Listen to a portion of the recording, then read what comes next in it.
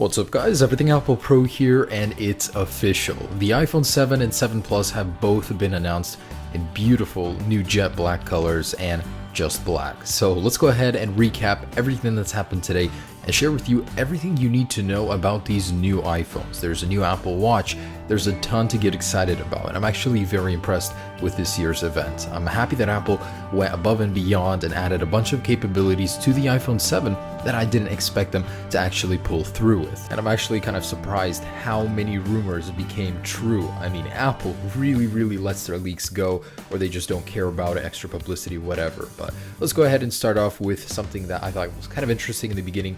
Apple announced some updates to the App Store, and Mario is coming to iOS. So if you're a fan of Nintendo, there are going to be more games coming in the future. Also, Pokemon Go for the Apple Watch. So not only is it going to be on your iPhone, now you're going to be able to do it on your Apple Watch as well. There are going to be some cool enhancements, so where you'll be able to use your Apple Watch while walking, get alerts, all that good stuff. So none of this would be awesome without an Apple Watch with improved battery life and improved internals. That's why Apple went and announced the Apple Watch 2. They were very happy with how the first generation did, so they wanted to improve it in the ways that they could. They're calling it the Apple Watch Series 2. It's now water resistant up to 50 meters. So swim proof is what Apple calls it. You can actually use it in the water. It's been tested extensively. It's got all the seals and waterproofing necessary to perform in the real world. And those speakers that eject water, that patent we talked about earlier, Apple actually went and put them into the new Apple Watch. So that is really cool.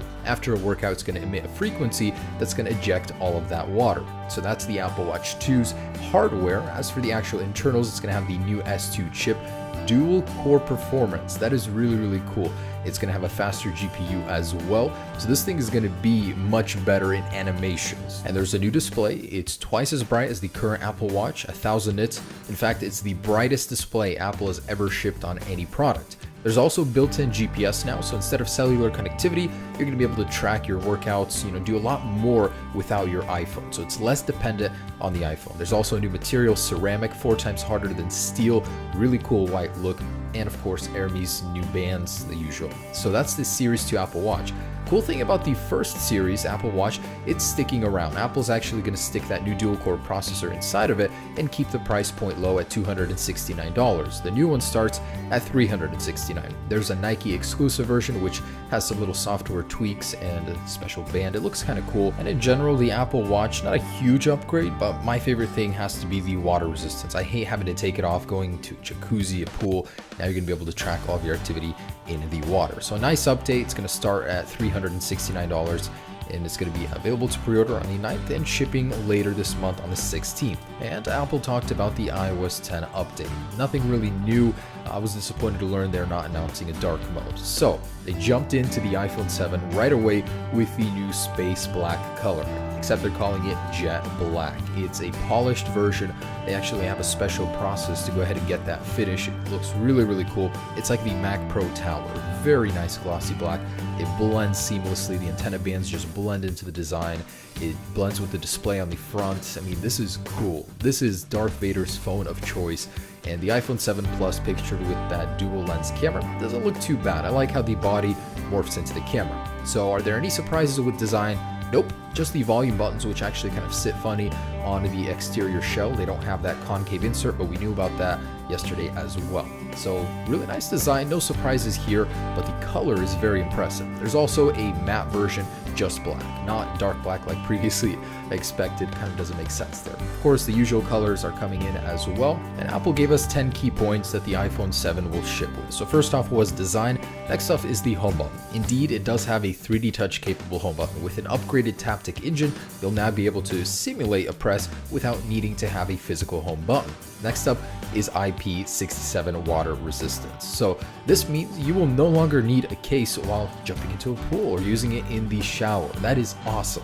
What did surprise us was that this does have a dust resistance. So the 6 in the IP67 means it's protected against dust, and the rating is up to 1 meter at 30 minutes underwater. So not quite at the Apple Watch Series 2 level. So we've got some updates to the camera. They are pretty dang significant. A huge focus of the iPhone 7 is on low light photography, being able to capture images better in low light. So it's got optical image stabilization on the standard 4.7-inch model. As predicted, there's a wider aperture for better capturing light, especially in low light environments, an improved 6-element lens, and the signal image processor is much better. So you're getting 60% better improvement and a 30% reduction in power usage. And just as predicted, the flash unit now houses 4 LEDs for a 50% brighter flash, and it has a cool new feature called flicker detection. So if there's a light source that's flickering, it's going to compensate for it, which will make your pictures appear better. And Apple did give us a demo of the photography, so we got some images in high quality that looked great. I mean, it picks up light,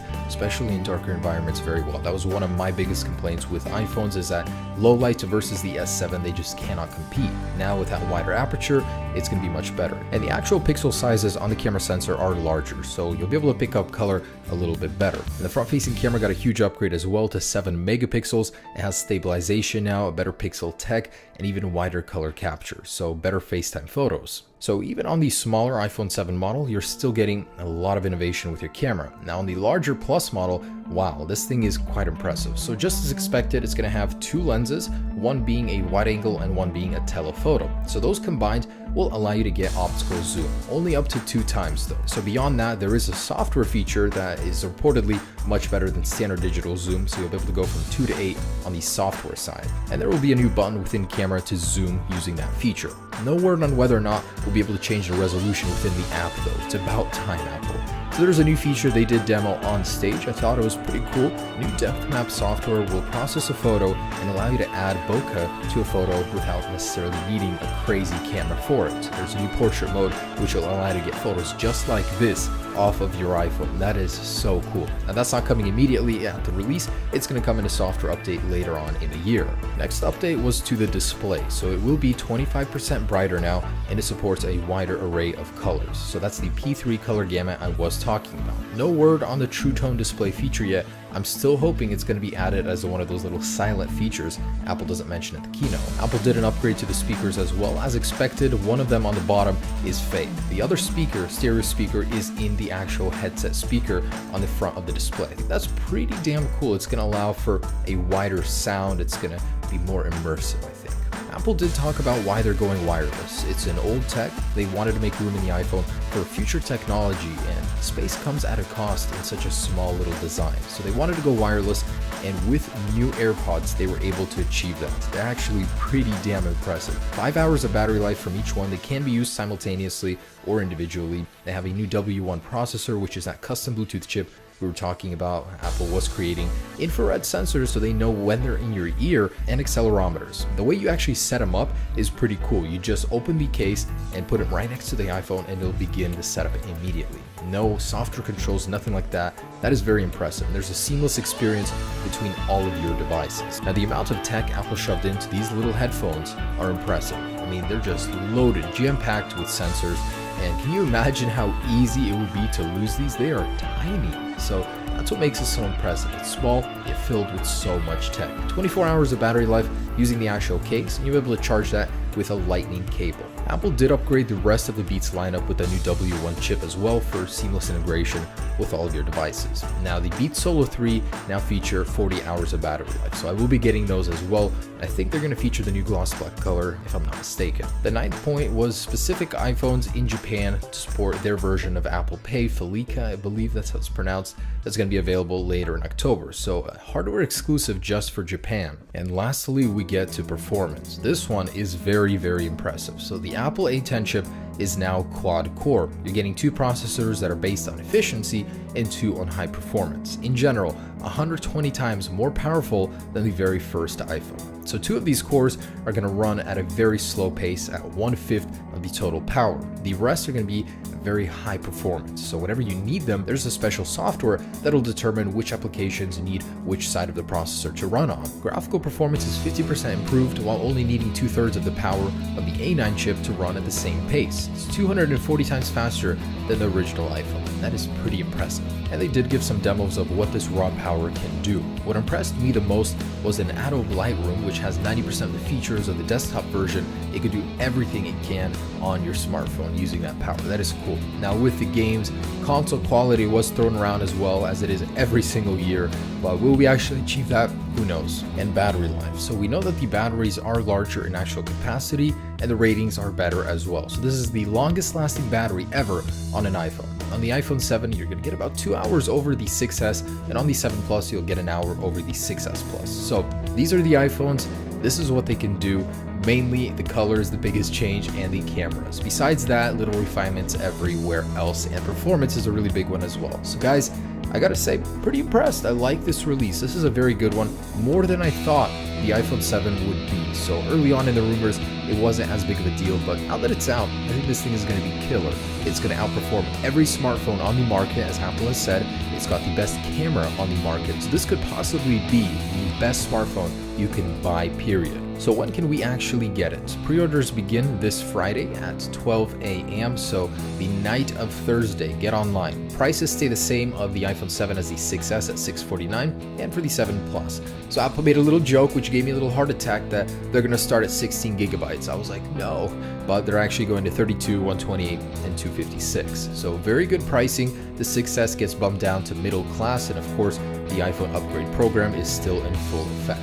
The actual get in your hands release date will be on September 16th. So that was previously expected to be on the 23rd, but first on the 16th, and then it went back to the 16th. So I'm very excited. We're very, very close, guys. We're going to have this in our hands very soon. iOS 10 will drop on September 13th. We should be seeing a GM here any moment, and the AirPods later in October. Alright guys, so that's my quick overview of what happened today with the iPhone 7, 7 Plus, and Apple Watch 2. Stay tuned for many videos. I'm going to be covering everything. Have a great day.